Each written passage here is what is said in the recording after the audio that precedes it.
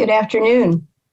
Welcome to the spring program of the 42nd Annual Greater Lafayette Holocaust Remembrance Conference.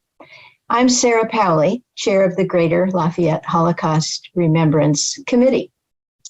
Our speaker this afternoon, Ilana Blum, is the daughter of the ship's physician on the Struma, a vessel that was sunk in the Black Sea in February 1942. It was carrying Jewish refugees from Romania, bound for Palestine, and all but one of them perished when the boat sunk. The vessel had been torpedoed by the Soviets, but that wasn't known for decades. Meanwhile, Ilana grew up in Romania as a hidden child. Family friends hid her and her mother to save them from the Nazis. Eventually, Ilana and her mother moved to Israel. Dr. Blum's recorded presentation will be followed by a live QA session facilitated by Dr. Rebecca Klein-Pasheva, Associate Professor of History at the Department of History, Purdue University, and Director of the Human Rights Program at Purdue University. And now, without further ado, Dr. Ilana Blum, who is joining us from Tel Aviv, Israel. I'm the daughter of physician of the vessel Struma that was sunk in the Black Sea by a Soviet submarine. What I know about the sank is that the vessel was really something like junk, and people paid a lot to be on it in order to save themselves from the Nazis. My father, since he was a physician, he had a small cubicle and some privacy that the rest of the passengers didn't have. So that's why he traveled alone, because the conditions on the ship were so hard that he didn't seem fit to take his wife with him. So that's what I know more or less about the ship. In my childhood, probably my mother was quite afraid for me. So she gave me to a couple of Christian bankers who had a small domain in the Carpat Mountains. And they were the friends of my grandparents. So we all were there. And my mother was somehow of what I knew then, that she was some kind of governess. Every day I was told, you know, the Christians are good, the Jews are bad. Avoid the Jews. I didn't know who the Jews were, but I know this was something to be avoided. At the end of the war, I was told, your mother is your mother, and this couple, there are friends, there are very good friends, and they helped us during the war. What I knew about my father, since before embarking the Struma, he was a physician in the Romanian army. I was told that my father went to the war, that he is missing, but maybe he will come. At the time, I didn't know anything about the Struma, because when somebody started to speak about the Struma, he was immediately shushed and told, not in front of the child. So Struma was some kind of mystery, but I don't know, as a child, I wasn't interested by it. But each day I waited for the door to open and my father to come in. What I suspect, my mother also didn't know very much what happened to the Struma people until several years after the war. Nobody knew, I think. And when the war ended, and I knew that my mother was my mother, I somehow took it in my stride. I didn't question very much when I was a child. What I knew, and what I was repeated even after the wars, that at no price should I become friends with any Jewish person. So I knew when I was in the elementary school, this was very easy because it was a Catholic school. So I was like everybody else, Catholic. And I went to the mass and to confessions and whatnot. When the Russians came, actually, I have very good memories from the Russians. They were very kind to me, and I remember that the first orange and banana and chocolate I got from a Russian soldier. And when I finished the elementary school, I was enrolled in a French school for a year until this school was the Romanian government, who then was a communist government. They forbade the existence of all this school, French, American, and so on. They were closed. So I went to a Romanian school until I enrolled high school. In high school, in my class, there were some Jewish girls, and this Jewish, and one of them started to convince me that I was Jewish. And I told her, no way. My mother forbids me even to be friends with Jews. And she said, no way, you are not Jewish, you have blue eyes.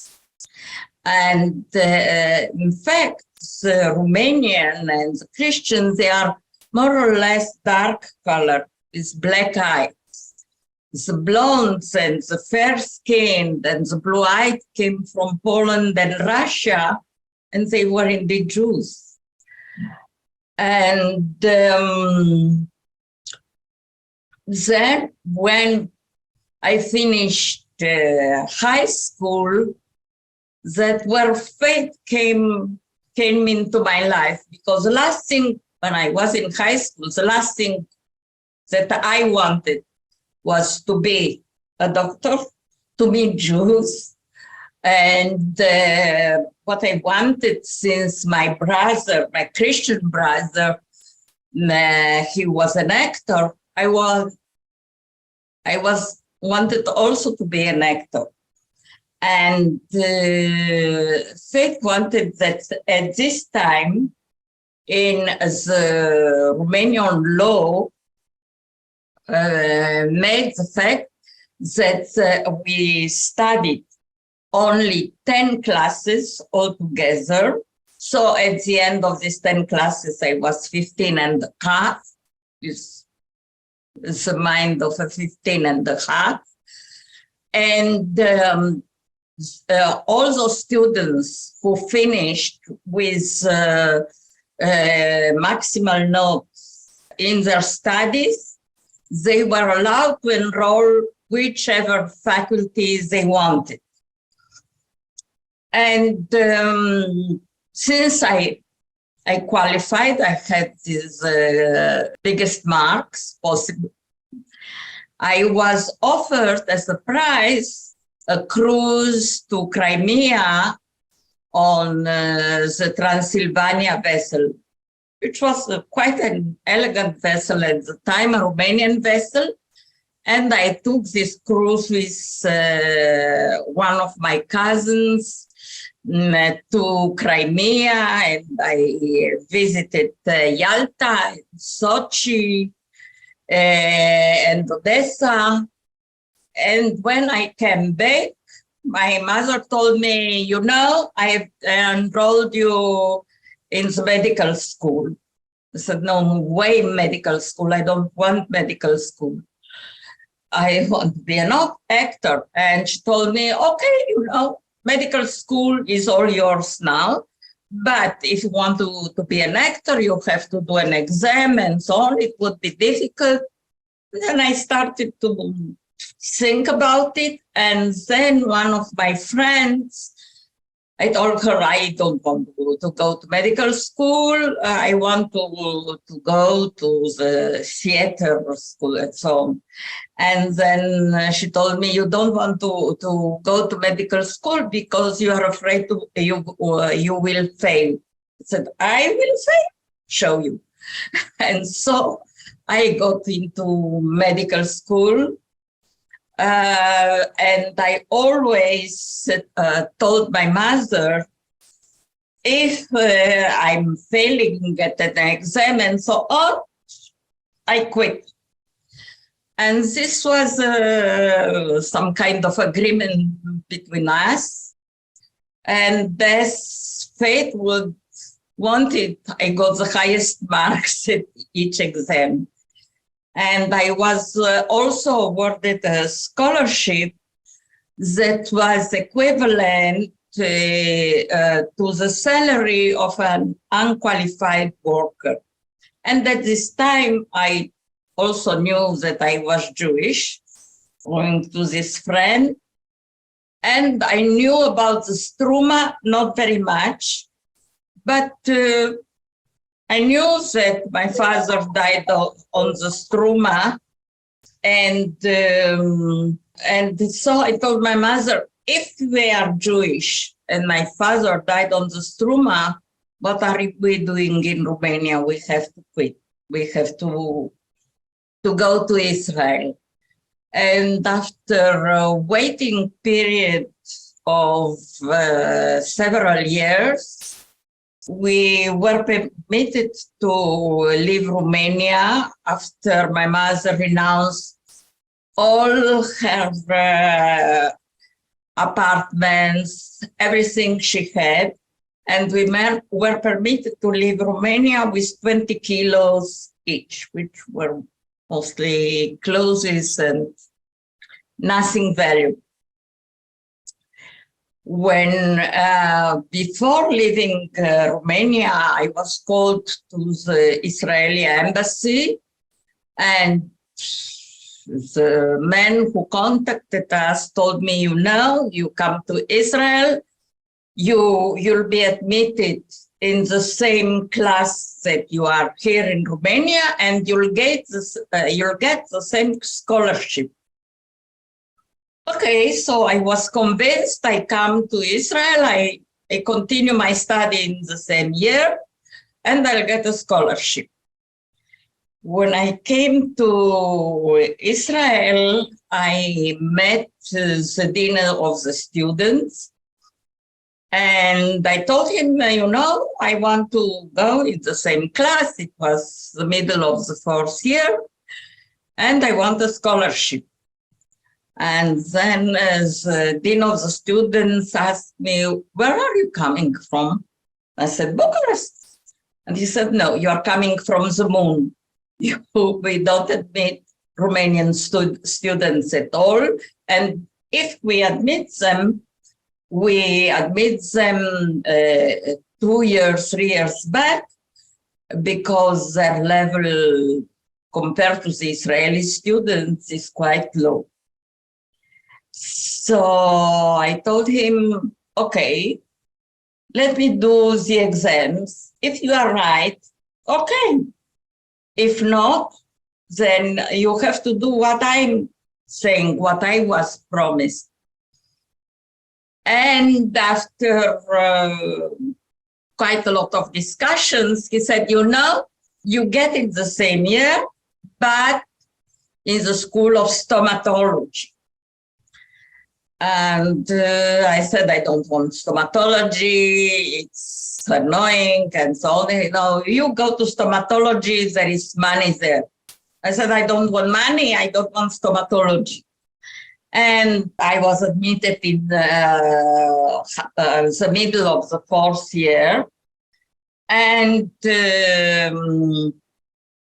I always went to the dean of the students and I told him, look, I don't like stomatology and so on. And I want to go to medicine. And I told my mother, if he doesn't apply, I quit. And compared to the Israeli students, I was quite young because they went to the school after they finished the army. And I didn't do the army, and I started my studies at 15 years and a half. So compared to them, I was quite young. So, and at the end of this fourth year, the dean of the, and I went again to the dean of the student, and I told him I don't want stomatology. And then he said, you know what? I have a friend, a professor of biochemistry. So if he says you are good enough, you go to medicine. And indeed, I went to work in the biochemistry department. And as fate wanted it, I got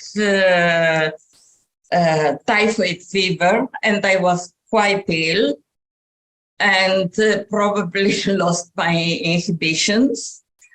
And when I felt well enough, I went to the dean of the students and I told him, you know what, I decided you have not enough testosterone because you don't want to me to pass an exam to see how I am, and then decide whatever you want. And he started to laugh. And I said, why are you laughing? He said, because you are admitted to medical school in the same year that you ought to be, with a scholarship like in Romania. So this was quite unique. So that's how I became a doctor. And he told me, you know what? In the end, you'll be cross with me because there is money in stomatology, and you look at your friends from stomatology; they will be millionaires, and you'll be quite. And after several years, when I was already established physician, a young lady came to me and she told me, you know, my father told me if I had a medical problem or some health problems to come only to you. And then I asked, who is your father? It was the dean of the students. And at any rate, when I came to my group in medical school, I was greeted with, who called you here? You Romanian, you stole the place of an Israeli soldier. You have a scholarship that was due to us. As this continued like this. And then I was more or less ostracized. They had a party and they told me, frankly, we don't come because we have a lot of valuable things in our apartment and Romanians are known to be thieves, so don't come. The irony of the fact that much later, when there were all kind of places of head of department. The same boy who told me that I came to steal the place of an Israeli soldier and I won't amount to anything. He was also a candidate for the same place of head of department. And this fate wanted it. I got the place, he didn't. And this happened twice because after I was head of department of medicine in one hospital, then an opening of endocrinology, a profession that I liked very much, opened in another hospital, and this boy was also a candidate for the same place, and I got the place. And that continued all the time. At any rate, I finished medical school, and then I had my two children, one after another. And then I enrolled in a department of internal medicine, and where I did my specialization.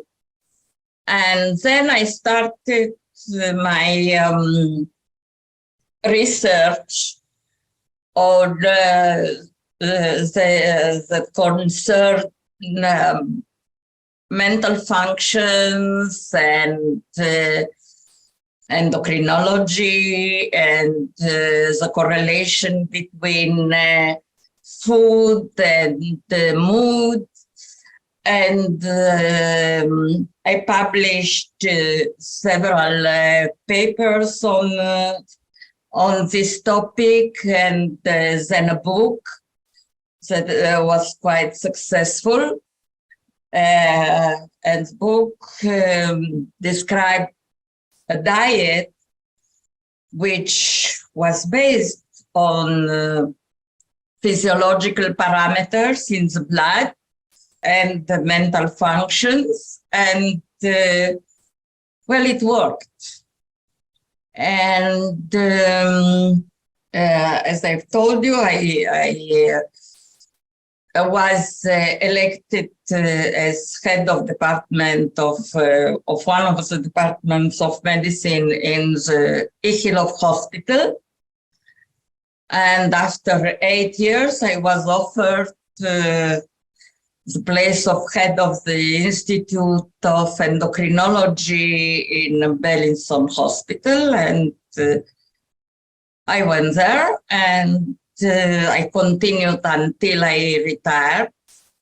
And it is a semi-retirement because I continue working with private patients until now.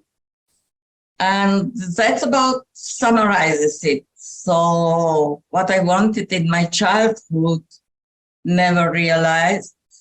And I'm here, a Jew in Israel, and the physician that also I didn't dream that I would. That's all.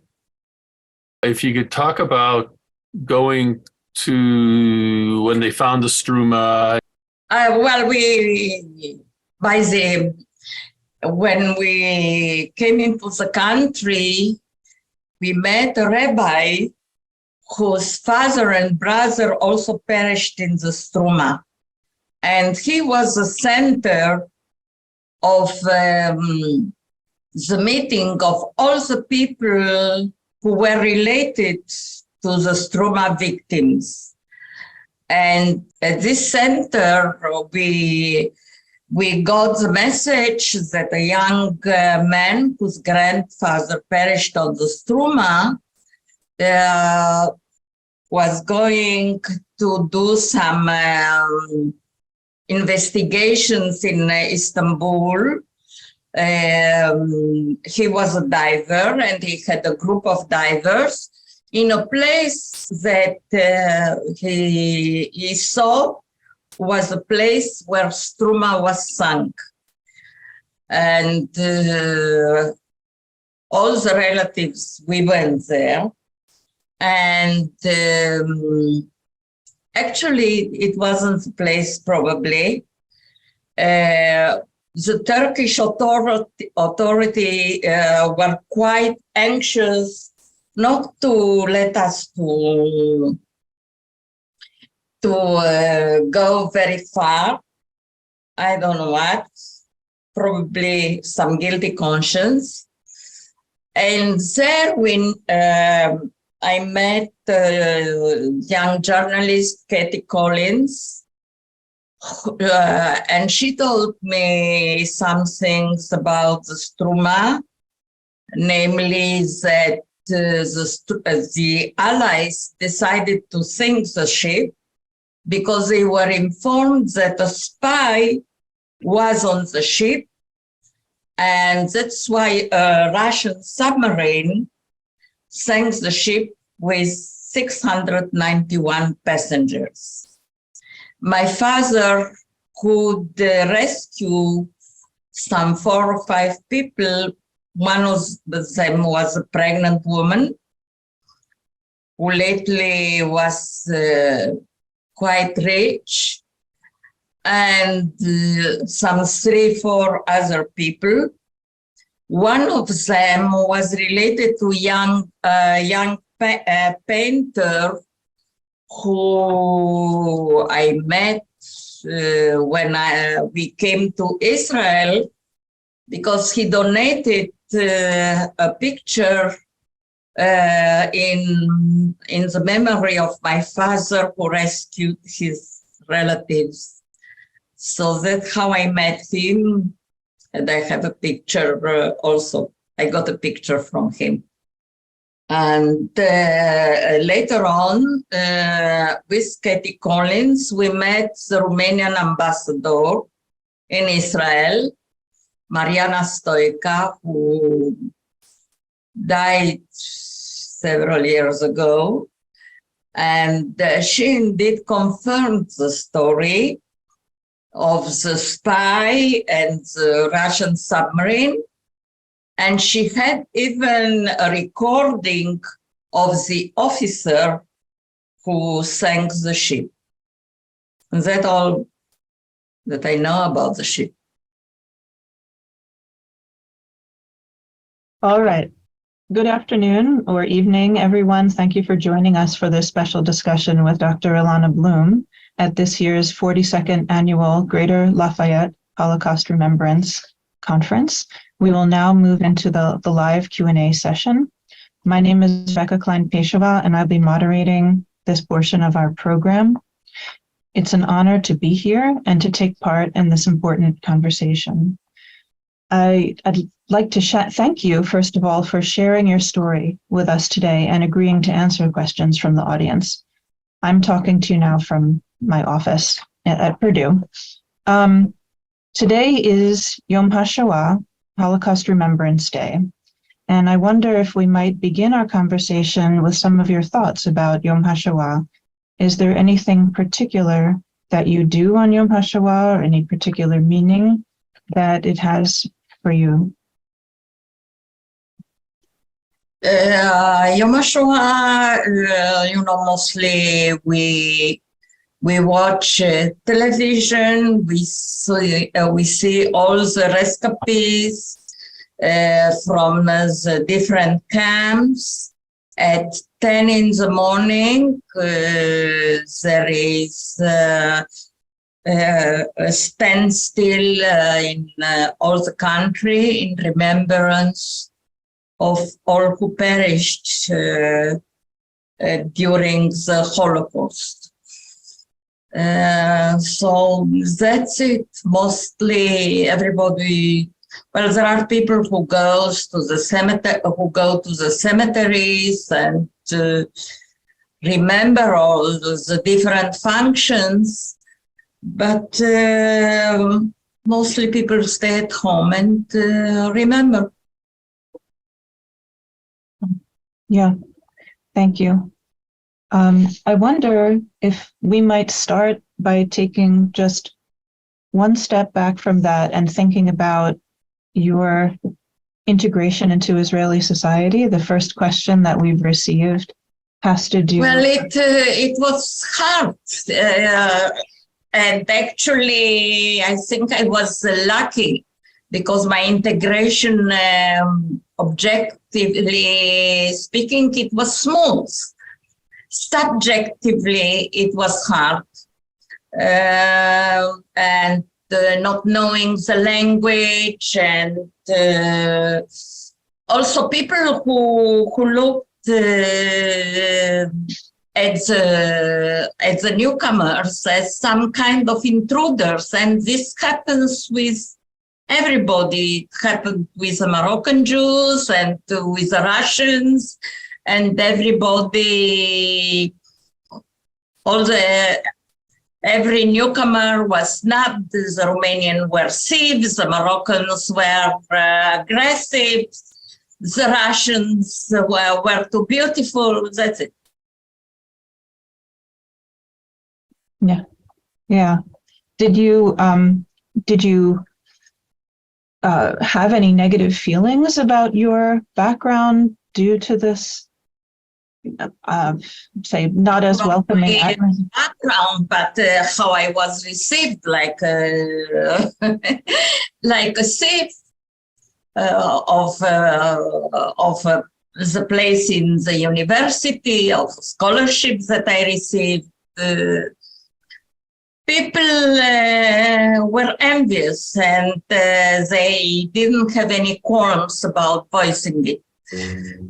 But in the end, I got help from some friends in our group at the university, also at the help of the dean of the students who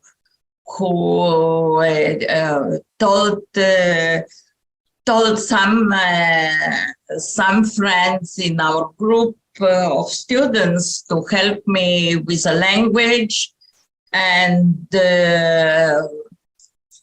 so I could integrate. Yeah. Can you tell us a little bit more about language acquisition? How many languages you speak, and which language you are most comfortable speaking? Well, now Hebrew, although my orthography is terrible and I can't spell. I mean, I make a lot of spelling mistakes, and my Hebrew orthography is terrible. Also, I'm so long in the country. I speak Romanian, Hebrew, French, English, Russian, and German. Not well. And but I'm fluent in Romanian and Hebrew, English, and French. The Russian now is a little bit rusty, although I manage with new immigrants, and it's getting back. The German similarly. Yeah. Well, this is a huge part of the acculturation process. Yeah. Did you have language training before coming to Israel? Did you do it in... No, that's why it was so hard for me, because since I was brought as a Gentile, I had no inkling, no Hebrew, no Yiddish. To this day, I don't know Yiddish. And other people, well, they knew, they had some training, and they knew Hebrew and Yiddish, which I didn't have. Mm-hmm. Yeah. There are a lot of questions coming in about the experience of being a hidden child in Romania. and what it was like to grow up in this context. Did you know other hidden children or people who revealed themselves later? No, I didn't know I was Jewish, first of all, until I was 13, 14 years old. So I had the Christian friends. I had this family that was really family that where I grew up. They were linked to whoever knows the Romanian history. There were families of Greeks that they were coming from Istanbul, from a quarter that was named Fanar, and they were like princelings in Romania, and this family belonged to this Greek population who came from Fanar. And I was quite happy with them. And since my so-called brother, he was an actor, he was very talented and so on. And so I got to go to all the theaters and see all the fantastically good-looking actor, so I was quite happy with. Yeah. There's a question about how you felt, or what was that experience like of learning that you are Jewish? There's that friend who said, "Oh, you have blue eyes, you have light hair." And this is also unusual for us because the stereotype, right? That at least the stereotype that most people are familiar with, that Jews have darker hair, have darker eyes, and so on. But in the Romanian context, it's not that way. So no, in the beginning, it was quite a shock. Then the father of this girl who decided that I am Jewish, he got me some books about the Jews. And although in the beginning, as I was quite very wary of being a Jew and I didn't respect them at all, then he gave me the books of Feuchtwanger and some books in the literature about Jews and so on. So my perspectives of about the Jewish people started to change. I said, "Oh, they are not dumb at all." And then I said, "Well, they are quite," and I read about Einstein, and I love music, and I went to the concerts, and then Yehudi Menuhin came to Romania, and some very appreciated musicians, and they were Jews. I started, "Oh, they are also talented." And so little by little, my perspective about the Jewish people started to change. And then I decided, if I'm a Jew, so let's do it the whole way, not be a Jew in Romania. was this encounter the first time that you heard positive traits about Jews? You mentioned that people said, "Oh, Jews are bad, Romanians are good," and you didn't really. My mother pumped it to me at least 3 times a day. Jews are bad, Christians are good. You have to remember it, even after the war. I always, she drilled the fact that I should avoid Jews and be friends only with Christians. And that was so until quite late. There's a question here about your relationship with the family that raised you in this line. Is the families that saved us. Yeah. Well, all of them are dead now, sadly. They emigrated to France, and there their material situation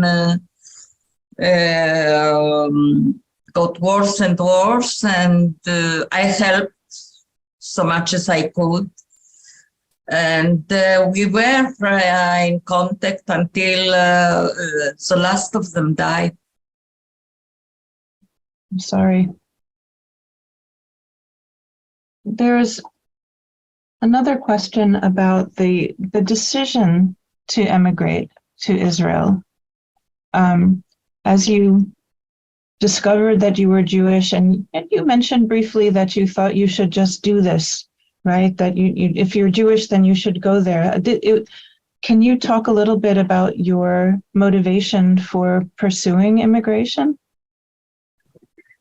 My motivation was quite simple. I also always wanted to belong, and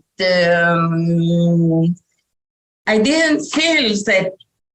Sorry, Mike. It was my cat. They love Zoom.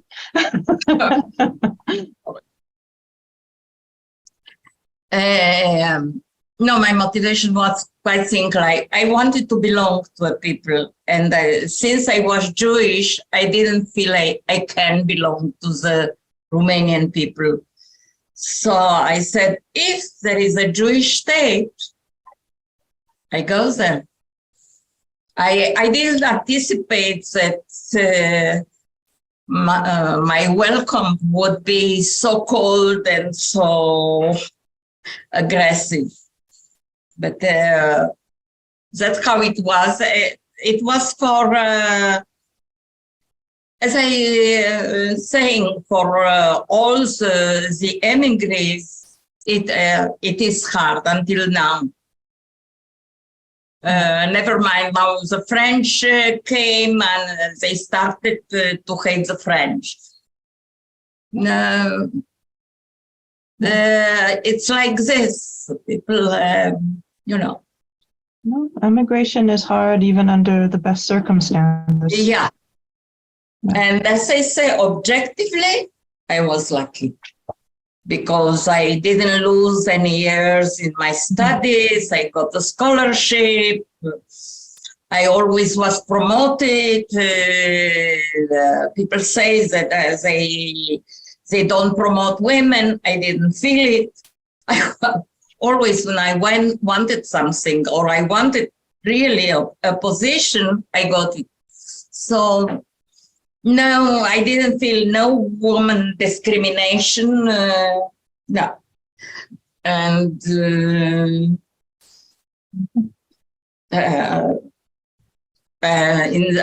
from this point of view, I'm not a feminist. I think people should be promoted on their qualities only, not because X is a woman, X is a woman or Y is a man. No, if it's good, if he fits, he should be promoted, he or she, not because she's a woman.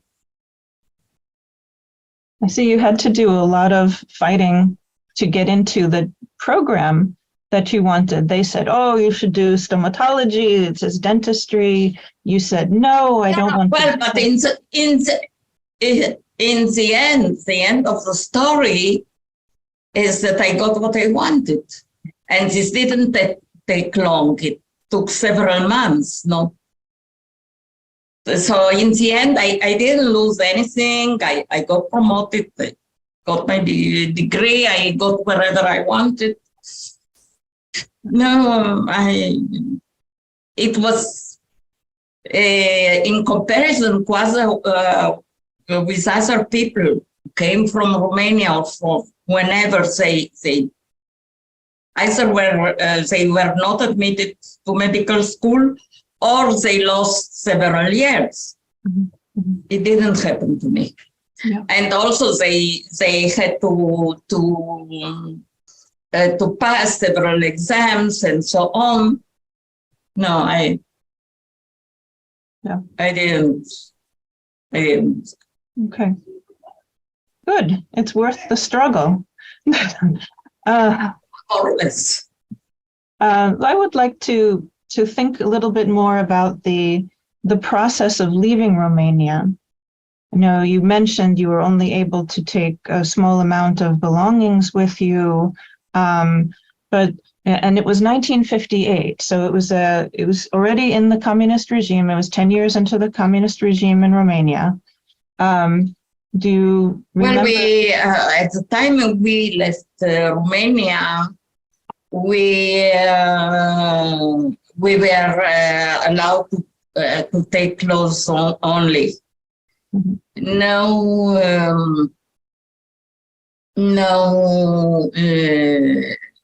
No furniture, no jewelry, nothing. And my mother had, she had two apartments, and these apartments were confiscated the moment, quite before we left Romania.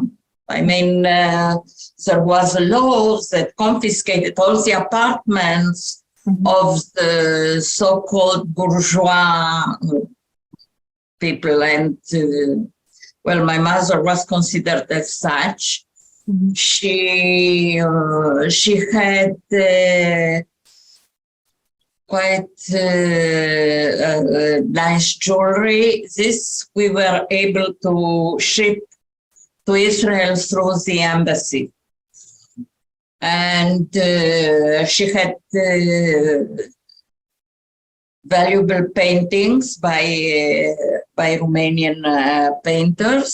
And these paintings are now in the museum, National Museum of Bucharest. So they were also confiscated, and the Persian rugs and so on.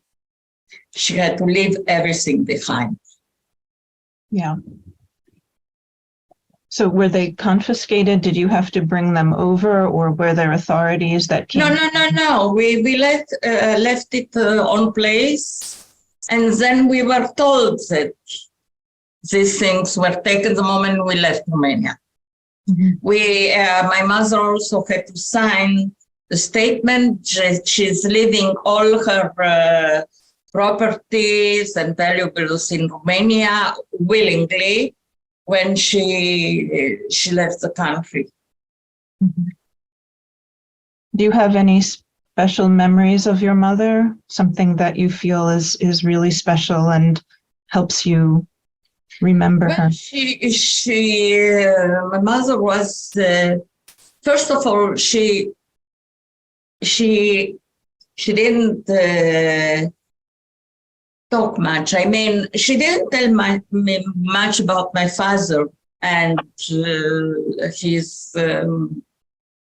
relatives. One relative discovered me 10 years ago by publishing a notice in a Romanian paper in Israel.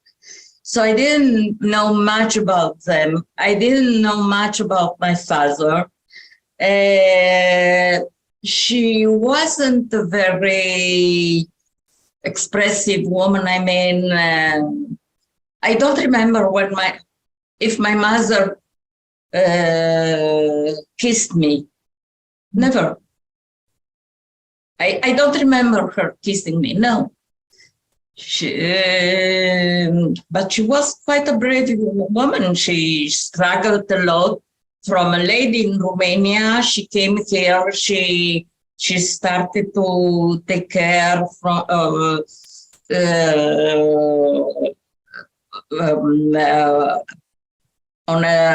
elderly people. She started to clean houses. It was It wasn't easy. Yeah. Did she ever talk to you about the decision that she and your father made that she would remain behind, or tell you about your birth? I think the decision was taken by my grandfather. He visited the Struma and he decided that his daughter won't get on the ship. If ship could be called, because it was like a small boat for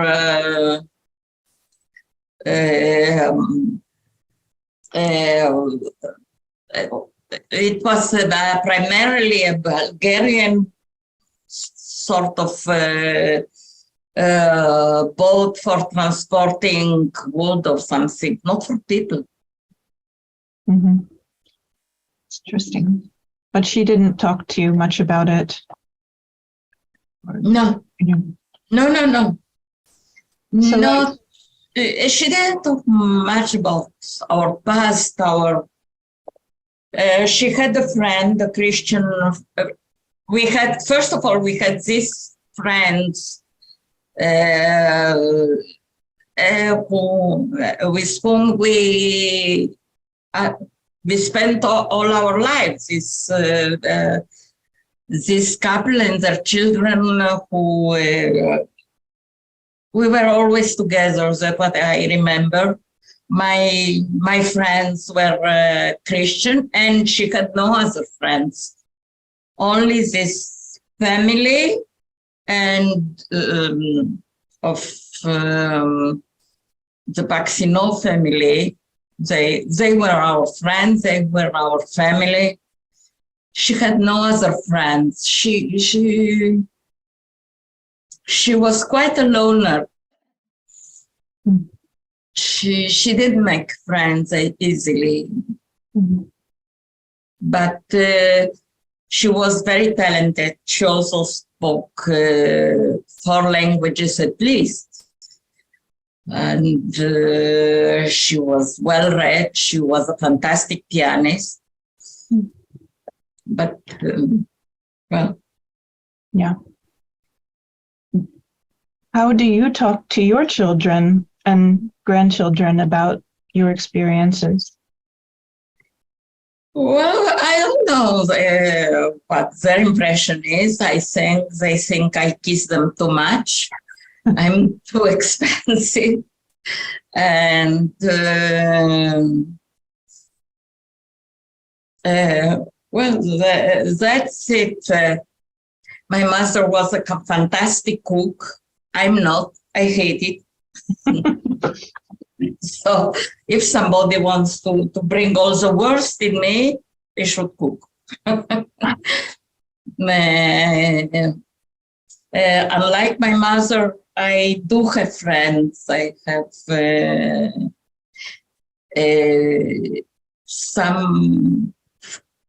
at least one friend who is like family.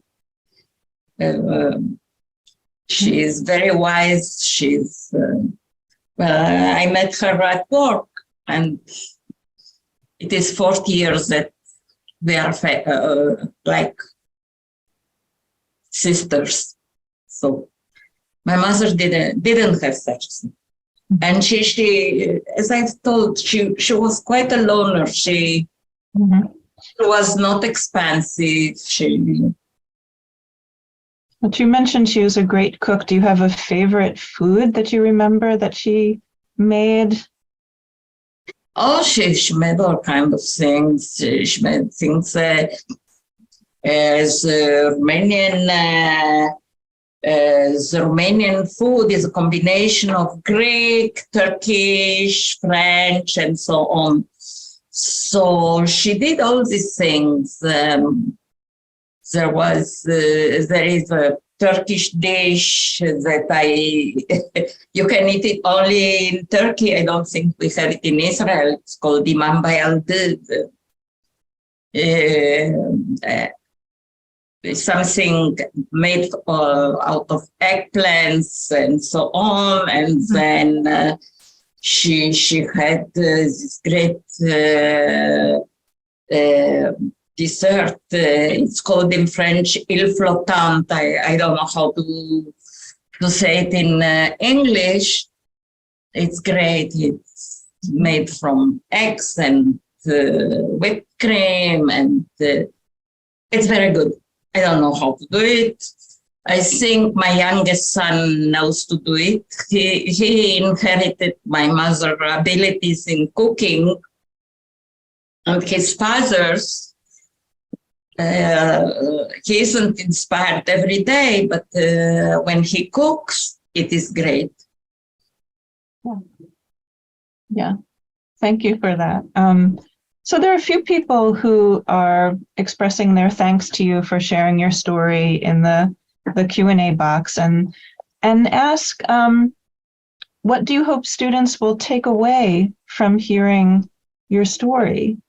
And how do you think that schools can support students? I don't know. Yeah. When I look back, I don't know. I think things arrange themselves to be like they are.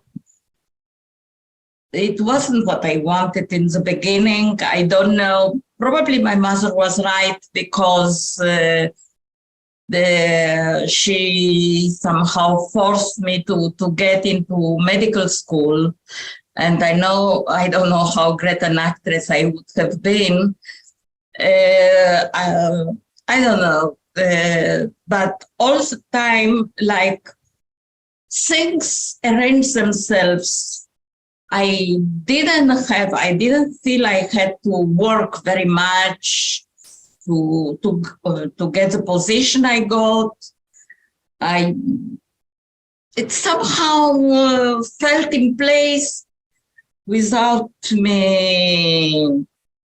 I mean, I tried to do things otherwise, but no. Things got like they are, because, like they say in Arab, maktub, it is written.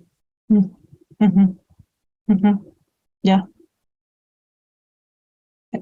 Thank you. There are also some professional questions here. You know, we should note that you are a world-known endocrinologist, and that people have seen your work. You have many published articles and other works. And there are questions here. Say, what do you feel has been your most important professional contribution? Well, I think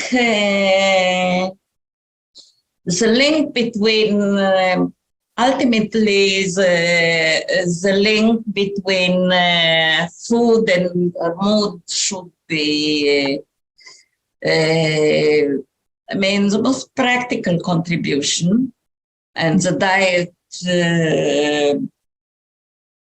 ensuing from this work. And also, there were some papers on the treatment of schizophrenia, and that I think are quite relevant until now. And some papers that now I got the feedback until now. They are cited in the medical literature, so probably they were good. Probably. So then, we're also thinking as we move toward the last couple of questions here. There's another generational question asking about your children and grandchildren, and it sounds like... I have two fantastic sons. They are very good looking, not that because they are my sons, but they are very good looking. They are tall, they are blonde, they are blue-eyed. And also, they are very handsome, as I said, and they are. No, I don't say it. I see it all around. Mhm. And they are very, very talented, and I'm very proud of them, both of them, and also my grandchildren. One is every one of them. They are beautiful. They are talented. They are great achievers. So what can I say? It also sounds like they've been involved with Jewish culture and life and cooking. So I wonder Cooking if is not my forte. no one's As I said, I don't cook. I never cooked. When my mother lived with us, she cooked. And then my husband, who also was a great cook. And nowadays, I know where to buy food. Mm-hmm. Do you feel that they are immersed in Jewish culture, that they have this sense of Jewishness? I think so.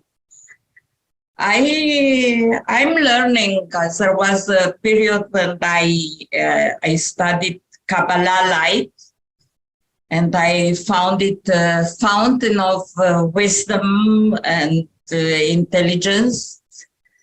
I quit now because, well, lots of other things are popping, but it was a great time when I studied it.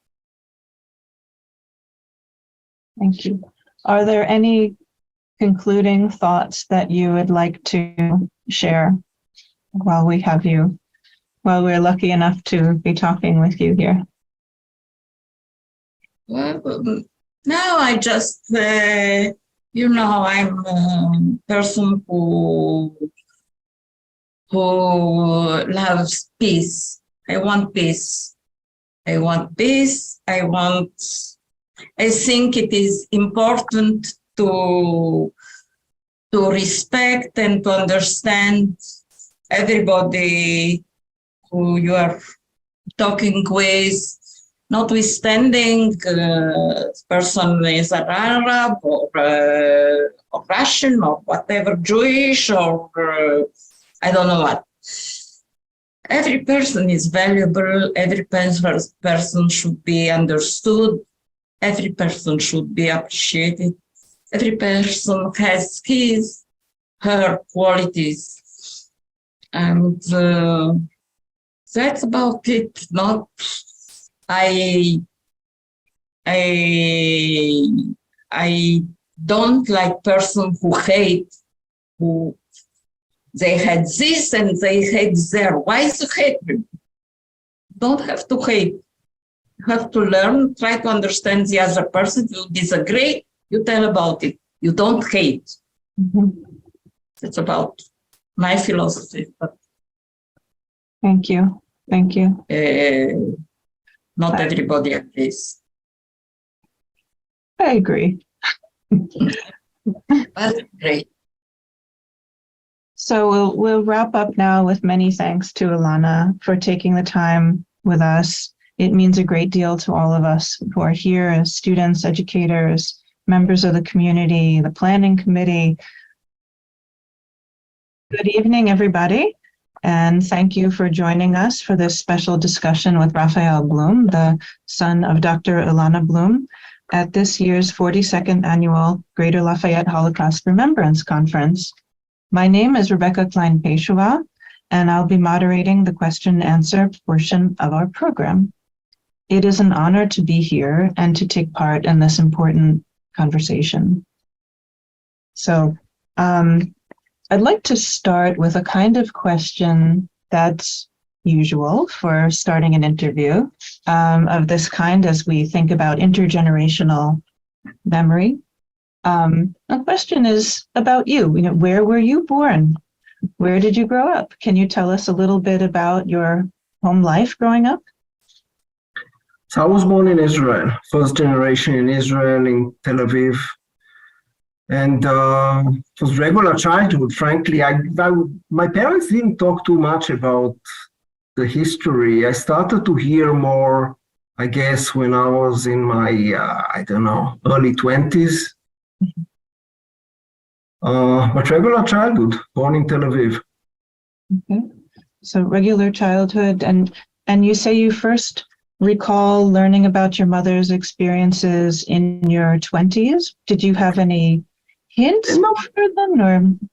Yeah, there was some talks from time to time, and there was this rabbi that my mother mentioned that it was like some sort of a community center not far from where we were, usually for immigrants who came from Romania, and given his father that perished on the Struma as well, that was the rabbi of Bucharest, it was like a center, like a memorial for those Jews that perished. So we used to go there for the holidays, but when I really started to hear about it was in the mid-90s, when suddenly we heard about this guy, Greg Buxton, who's a diver. And my mother mentioned him. He grew up as Christian, and he was a professional diver that he found the Titanic. And then at one point, his father shared with him that he's actually Jewish. And he told him the story that his grandfather was on the Struma. He was in the UK. And he had his company, decided to sell the company and take the money, put a crew together, and they started to do those divings. And the Black Sea is really, really deep. And this was 50 years after the Struma sank. And there was this memorial with all the families of the victims and, all the good representatives of the countries, the UK and Germany and CNN, they were all there. Mm-hmm. And it was on a boat in the middle of the Black Sea, and it was pretty emotional. Mm-hmm. Mm-hmm. On my father's side, I knew that he, as a teenager, grew up in a concentration camp as well. So most of the family on my father's side died during World War II. So he's my grandfather on my father's side. Mm-hmm. So he was a high-ranked officer in the Austrian army during World War I. Didn't help him too much during World War II. So they threw all of them in a concentration camp in Mogilev, and mm-hmm. Which I believe is Ukraine now. Mm-hmm. And most of the family died there, and they survived. And my father as well, he brought himself, and he was a physician as well, despite the fact as a teenager he grew up in a concentration camp. So that's, I wonder if you could tell us where your father's family is from. If you say he was in the Austrian army during the... Yeah, so they were from Austro-Hungary. So their mother language was German. Mm-hmm. So as a kid, when I was speaking to my grandfather, I was speaking German, and to my grandmother, I was speaking Romanian on the other side. So they grew up in a place called Czernowitz. That was part of the Austro-Hungarian Empire, and mm-hmm. It's Ukraine today. Mm-hmm. Mm-hmm. Yeah, so which languages do you speak then? So as a kid, I was speaking German, Romanian, Hebrew, obviously, English and French a bit as well. I was working for a French company for many years. Is there a language that you feel most comfortable speaking, or how do you decide which languages to speak in which context? When you don't speak a language, you lose it. So Romanian, I'm not fluent now. I understand. Mm-hmm. Same with German. If I have to speak it for 2 weeks, it will probably come back. I understand most of it, but Hebrew, English. Mm-hmm. Mm-hmm. In the presentation, your mom spoke quite a bit about stigma against people of Romanian origin, and I wonder if you experienced any of that too in Israel? I was born in Israel, so obviously I'm first generation there, so I didn't feel it. But Israel is an immigration country. It's like a small New York. It's a small country, the size of New Jersey. And whenever you had those immigration waves coming, so I guess the locals, the ones that were there for a longer time, I don't know if it was some sort of making jokes or stories. So on the Romanians, it was that many of them were thieves. Then you had those immigrants coming from Morocco. They said that all of them have knives. You had the ones coming from Russia. Those were whores. There were always stories. But at the end, everybody mingled, and now it's very hard to say nowadays who's who and who's coming from wherever his parents came. But as a kid, I remember that when my grandmother was picking me up from school, I didn't feel comfortable when she was speaking with me a different language because, I wanted to speak Hebrew. Like, as a kid, you don't appreciate it. Yeah. The value of languages. Yeah. So your grandma used to come and pick you up from school. Did you spend a lot of time with your grandmother? So my parents is both physicians. So one night my mother was on night duty, the other night my father was. So we were raised grandparents in reality.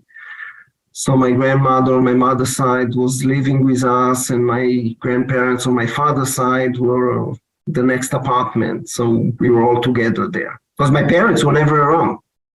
Yeah. They're physicians. Yeah. Yeah, they're on call. Exactly. Yeah, but this is great. And it's a bit unusual to be in this situation and have grandparents there. Did this,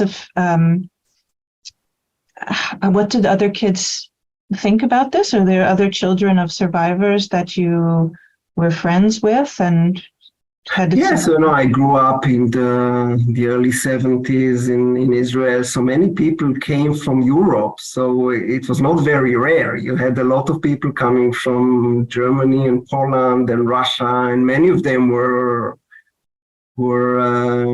kids of Holocaust survivors at the time.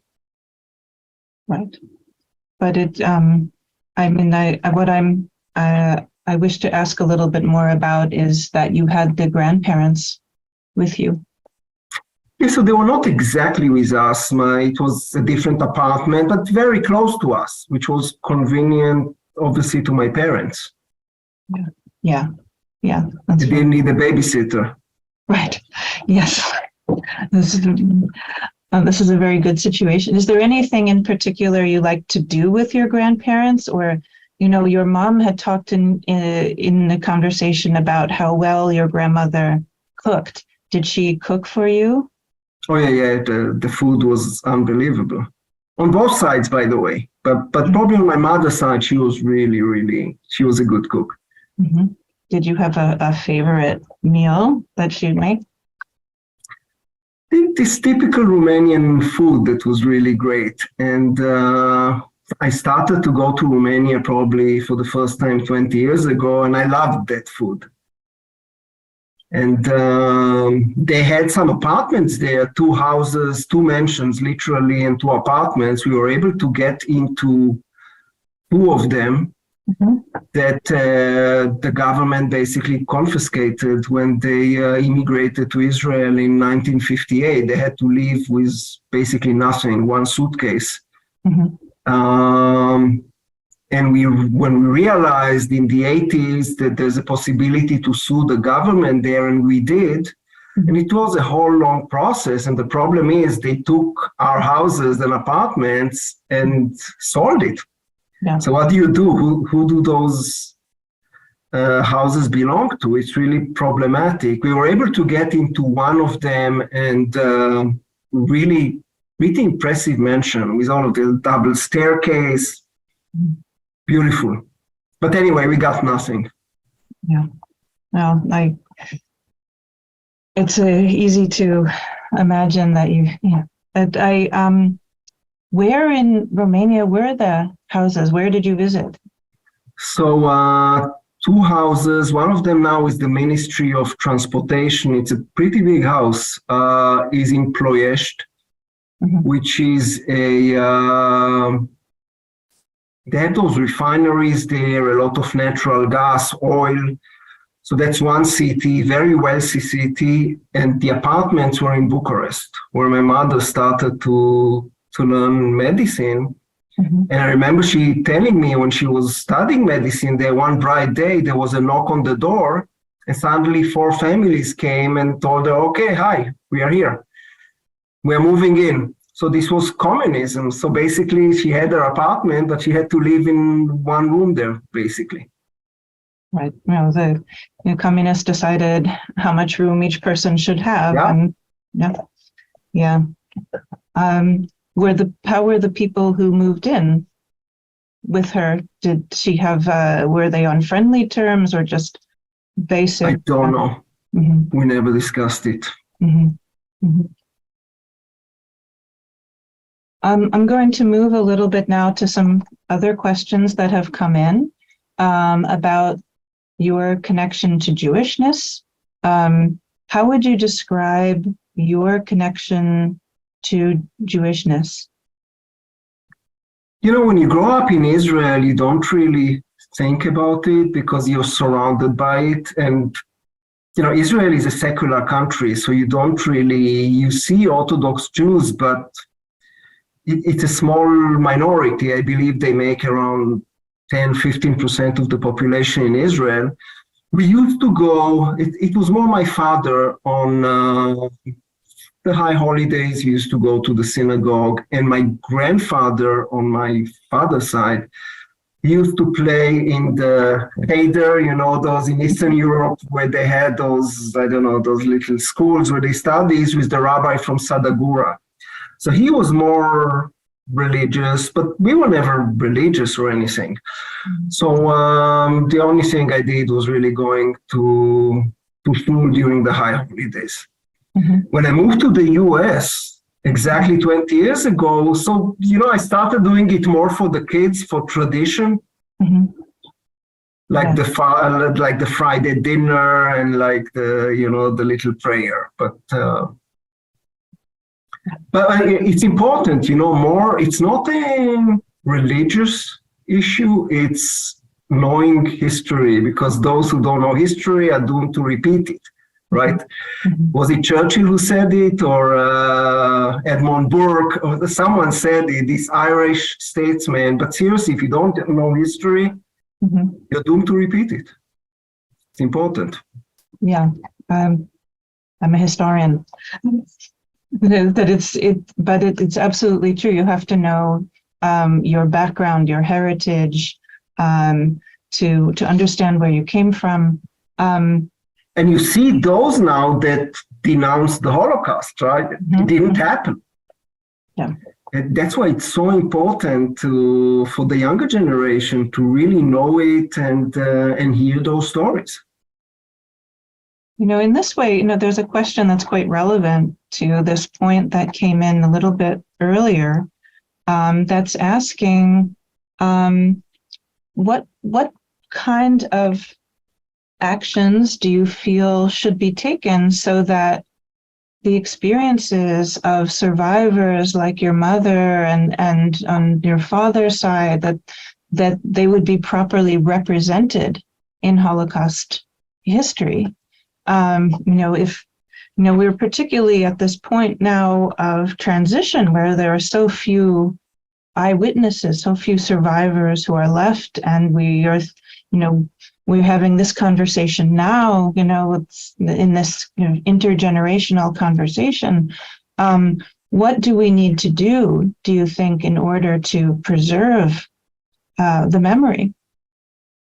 It's education and more education, seriously, because, at least for kids nowadays, it looks really far away. It's not that far. And we see those events of anti-Semitism. It happens today. It happens everywhere. It happens in the States. Yeah. In Paris, I haven't seen many people here with yarmulke, and there are Jews here, a lot. but they don't feel comfortable. Well, yeah, France is very secular and frowns upon religious headgear. Yeah, but it's not only that. It's there's a big Arab community here. Yeah. There's a spike in anti-Semitism, and today they are even started putting the jury together for the trial of the shooter in the Tree of Life synagogue in 2018. So, I mean, this is something very real that we have to reckon with, and that's why it's so important to have a strong Israel. It really is. Because if God forbid, if something happens, we'll go back there. And it's really important that this country stays strong. We need to support it. So, in this sense, I take another step back to thinking about Jewishness. Or do you keep kosher? Or did you change from when you moved to Chicago 20 years ago? Did you start to? I don't. My wife does. I don't. So I eat basically everything. I have to admit, probably around 7 years ago, I started to put tefillin after many years that I didn't do it. So I do it 5 minutes every morning, and I have to say it changed my life positively. Can't explain it, but. So do you have a special time that you do it, or when you first wake up? Yeah, when I wake up in the morning. That's nice. 5 minutes. It's great. But apart from that, I'm not eating kosher. I'm doing everything.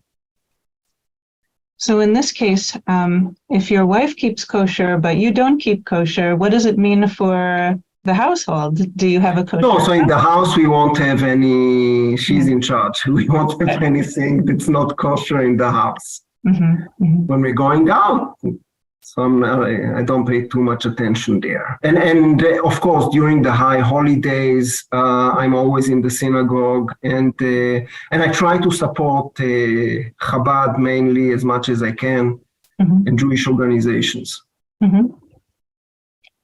Do you have any favorite family holiday traditions, or something special that you do for Pesach or for the high holidays? We have it as everyone, the Seder. We have one, we don't have two as we have in the States. In Israel, we have one, but it's fun. So we do it, and we enjoy every other holiday. Okay, so there's a couple of questions now more about your interaction with your mom's career.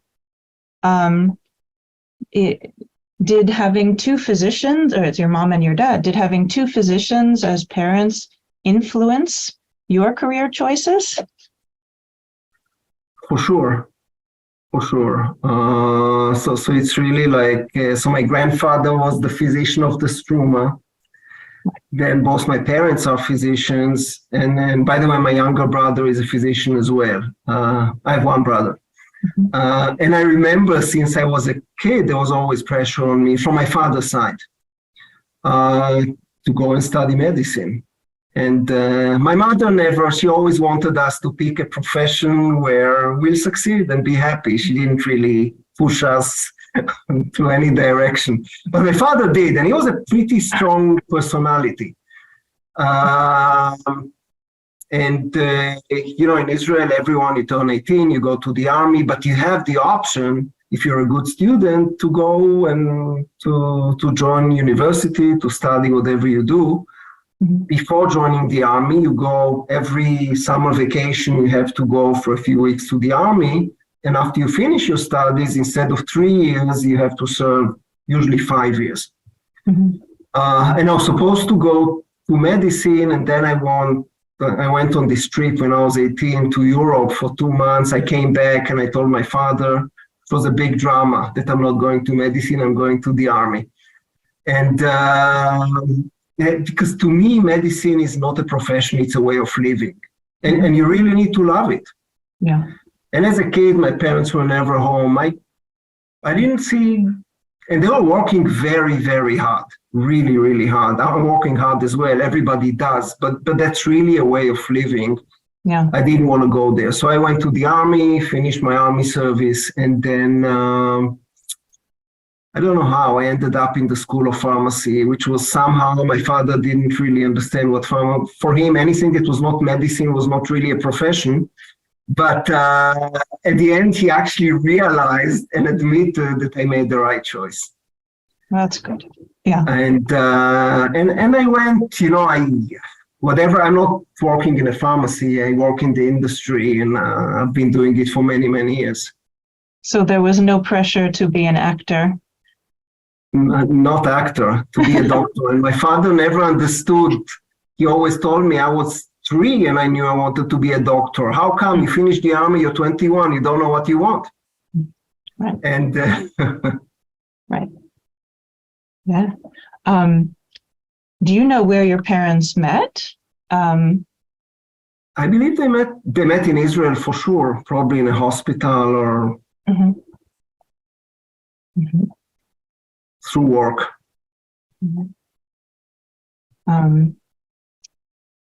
Okay. The next, so is there, have you had the opportunity before to talk about your experiences as a second generation survivor? Have you ever been invited to speak about it before? Not really, not that way. Yeah, sometimes I was talking to friends or colleagues from work, but not like I didn't get an official invitation to talk to anyone about this experience. But, I'm not shy about it. I've been working for international companies for many, many years. I was working in France. I was working in the US for many years. So I'm pretty open about it. Yeah, yeah. And I wonder now if, because of the changes in demographics, and there is this shift to more conversations with children of survivors, if you will find yourself engaging more in this kind of conversation. I'm not proactive about it, but I'm happy to talk to everyone who wants to hear about it, for sure. I wonder, and it's important, I told when Eyal invited me, and I knew I'm going to be in France now, and by the way, it's 2 a.m. I said, I don't care, it's important to do it. Yeah, we really appreciate that. And this is really late, and we do owe you a very nice dinner. Actually, with the jet lag, I'm waking up now. Okay, there's a question here that goes hand in hand with what you just said. So you travel around the world and interact with a lot of different people from different nationalities. Does your experience as a second generation survivor influence your interactions with people from different kinds of backgrounds or family experiences? I'm very open about everything. I'm not mincing words. So, and I'm not shy about anything. So, and Israelis are known to be very direct.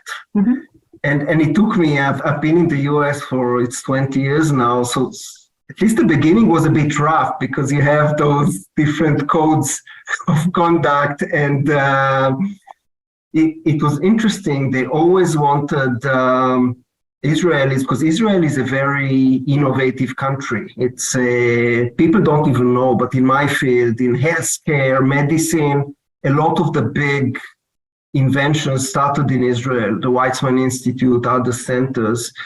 So they love Israelis because they are creative. Ways is Israeli. You have many things that people don't even know. But they were not always known for being very strategic. Because you have a great idea, but how do you really implement it? And I guess that's a skill that I learned with the years. Yeah. taking the creativity, but being strategic about it. Yeah. Yeah. So do you find that then you have a balance of your Israeli background and then the experiences in the US and in Chicago that have helped you draw out your career? For sure. And it just happened. I never planned for it. So, I was working in Israel. I was actually at the time working for a French company. And then I got this phone call from Pfizer that asked me to join. It was a startup. I was the third employee. And we created the affiliate in Israel many years ago. And then we just bought a house. My son was born, my oldest one. And 4 months later, they asked me to move to New York. And this was exactly 20 years ago. So Pfizer, are you still working for Pfizer? No, so I was there for 15 years. Then I was working for a German company, Merck, and I'm with AbbVie now. Mm-hmm. So AbbVie is one of the large companies. Because I was going to ask you about the COVID-19 vaccine from Pfizer, and if you had been, created it or, been on the team working. Because I'm not at Pfizer for many years now. I left in 2014, but so my field is oncology. So I'm leading the global commercial development team for oncology at AbbVie. Mm-hmm. Very good. That's very important work. Yeah, huge unmet need. Yeah. So this is a question that has to do with transmission of trauma. So there are some children of survivors who talk about a transmission of trauma, experiencing in a secondary fashion the kind of trauma that their parents experienced. Do you find that this has been your experience? I don't know. I don't think this was my experience. Yeah, my father had sometimes this, was a heavy smoker, and was this a result of him having a really tough childhood and being always on the edge. But but this was the extent of it, despite everything. It was a normal childhood. We were not surrounded by this. Right. Yeah. And maybe even the opposite, that there was I guess many of those Holocaust survivors wanted to just forget about it. They didn't want to talk about it. Yeah. Have you talked about it with your children? To some extent, they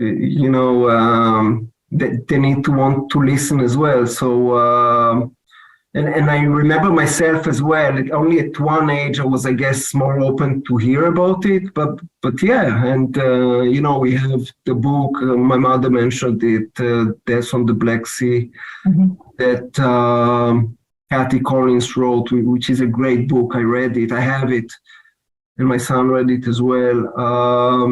Yeah, so we talk about it, but not a lot. So, how old were they when you started to talk about it?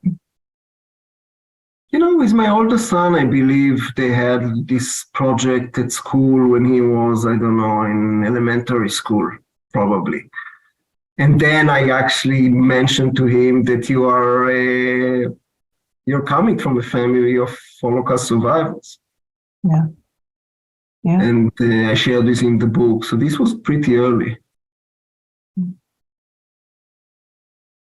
Do your children have a different kind of connection to Jewishness than you do?